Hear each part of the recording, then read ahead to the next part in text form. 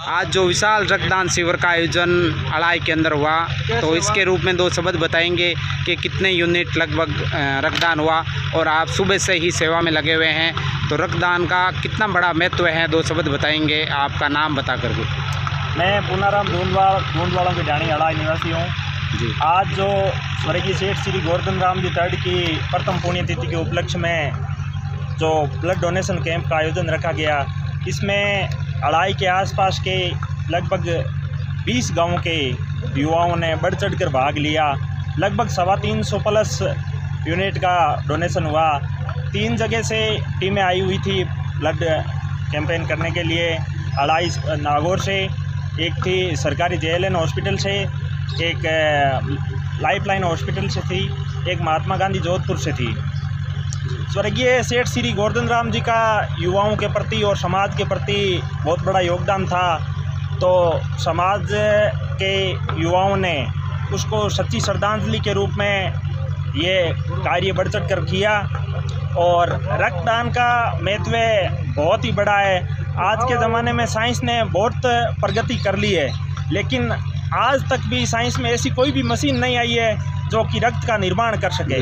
इसलिए रक्त का तो दान के द्वारा ही योगदान दिया जा सकता है और बहुत बड़ा योगदान है।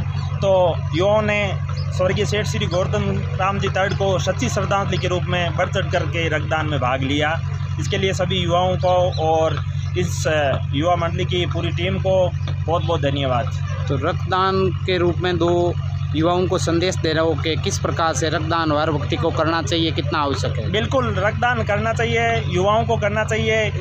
और मैं तो कहता हूं कि लगभग 60 साल तक के प्रत्येक बड़े बुजुर्ग को भी रक्तदान करना चाहिए। रक्तदान करने से हमारे शरीर में रक्त का निर्माण तो प्रतिदिन चलता रहता है।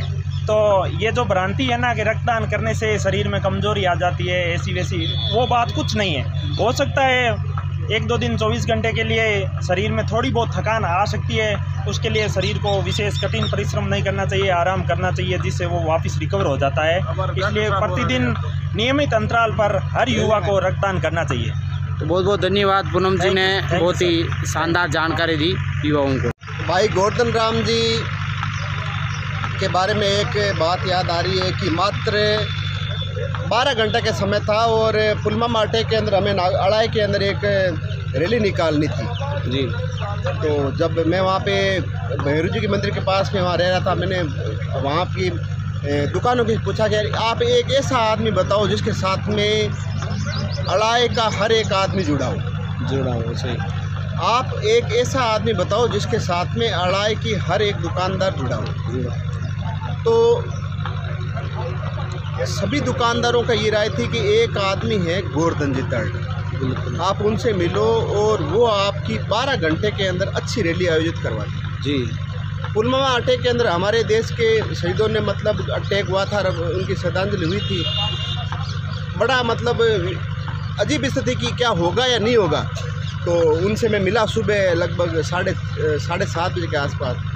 तो उनका भाई साहब कुछ नहीं करना आपको, मैं सबको बोलूँगा आप और हम स्कूल में जाएंगे और हमारे साथ में अच्छे लोग आ जाएंगे। और विश्वास नहीं हुआ, उस दिन लगभग 10 घंटे के बाद में अड़ाई के अंदर 600 लोग रोड के अंदर थे।